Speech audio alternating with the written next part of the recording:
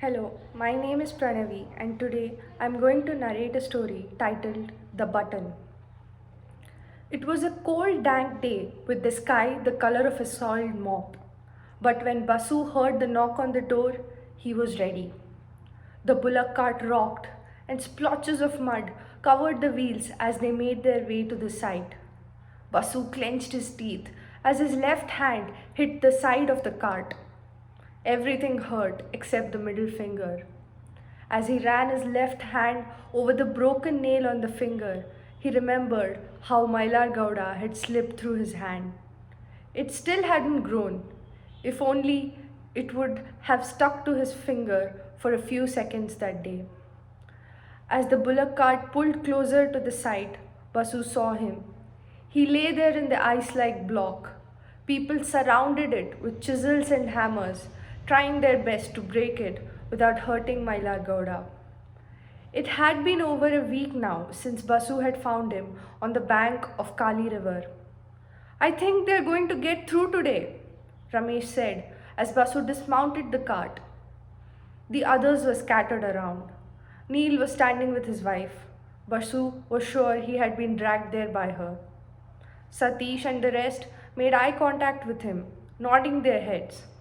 Satish pulled at his lungi, bringing it up and tying it in a knot, but within seconds it was down again. Rudramuni had fled the village 3 days back, leaving behind his wife and son. His wife believed he would return, calling it one of his drunken endeavors. But Basu knew he wouldn't, not with the chief inspector of Yallapur handling the case.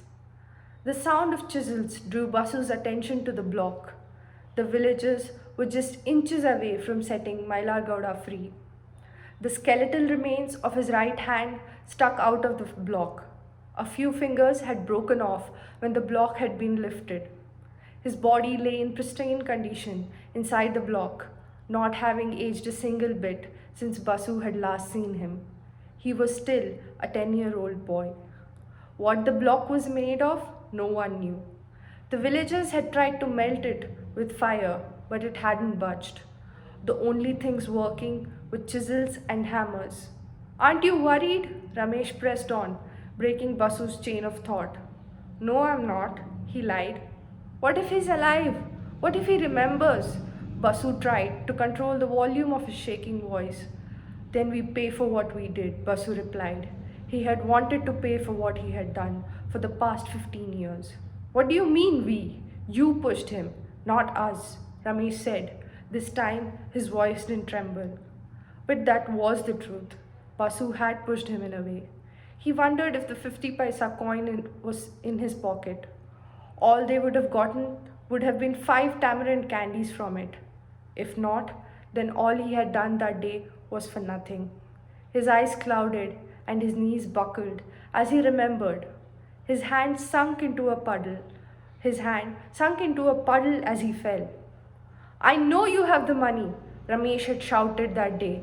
And just like that day, the soil over which Basu fell was wet. Their feet had left marks as they had inched towards Mailar Gowda. I don't have it. Devrane, Mailar Gowda had shouted. Basu, check his pockets, Ramesh had ordered. But Mailar Gowda had stepped back. Get him, Rudramuni and Satish had shouted. You liar, Basu said, trying to get close to him. But the thundering Sathodi falls had stopped him. They were on the edge of a cliff. Mailar Gowda, with his back to the falls, continued stepping backwards. As soon as Basu had grabbed him, Mailar Gowda had slipped. Yappa! Basu had shouted as the nail of his middle finger caught on to one of the buttons of Mailar's shirt. With his right hand yanked, he could feel his shoulder come out of the joint. It had been a few seconds, but Basu remembered each one of them. He had tried to hold on to him. He recalled the second Mailar had slipped, taking Basu's nail with him. As Basu regained his balance with the help of Ramesh, he could still see the blood stain on Mailar's shirt and a button missing. Mailar's mother, sitting in front of the block, was offering prayers with a hope that her son would be alive. Basu remembered all the prayers he had offered to Lord Shiva to keep him out of trouble. But the day he had found Mylar, he couldn't let go. Not again. Shiva wouldn't forgive him. He held on to the lingu hanging inside his shirt. It broke, a villager shouted. Within minutes, people had swarmed Mylar's body. And that's when Basu heard Mylar's mother wailing. Pushing against the crowd, Basu saw Mylar's eyes for one last time before they were slowly closed by a police officer. Basu's eyes met Ramesh's.